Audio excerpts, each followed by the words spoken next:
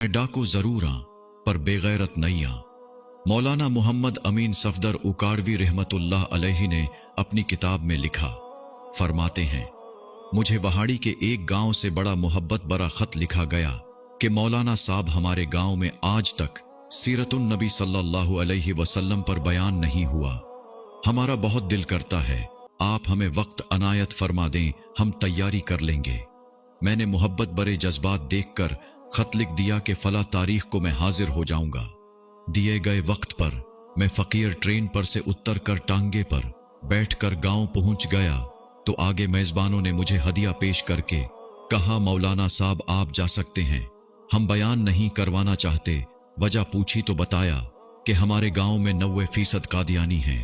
वो हमें धमकियां देते हैं कि ना तो तुम्हारी इज्जतें, न माल, न घर बार महफूज रहेंगे। अगर सीरतुन नबी सल्लल्लाहु अलैहि वसल्लम पर बयान करवाया तो मौलाना साहब हम कमजोर हैं, गरीब हैं, तादाद में भी कम हैं, इसलिए हम नहीं कर सकते। मैंने लिफाफा वापस कर दिया और कहा, बात तुम्हारी होती या मेरी होती तो वापस चला जाता। बात मदीने वाले आका सल्लल्लाहु अलैहि वसल्लम की इज्जत की आ गई है, अब बयान होगा, जरूर होगा। वो घबरा गए कि हजरत आप तो चले जाएंगे, मसला तो हमारे लिए होगा। मैंने कहा, इस गांव के आसपास कोई डंडे वाला यानी बासर या गुंडा है। उन्होंने बताया कि गांव से कुछ दूर नूरा डाकू रहता है, पूरा इलाका उससे डरता है। मैंने कहा, चलो मुझे ले चलो नूरे के पास।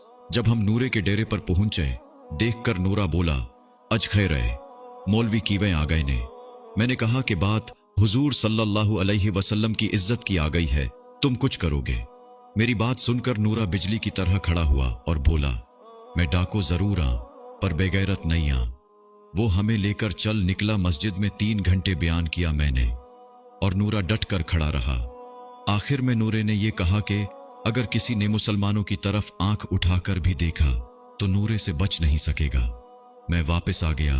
कुछ माह बाद मेरे घर पर एक आदमी आया, सर पर अमामा, चेहरे पर दाढ़ी, जबान पर दरूदी पाक का विर्द। मैंने पूछा, कौन हो? वो रोकर बोला, मौलाना मैं नूरा डाकू आं।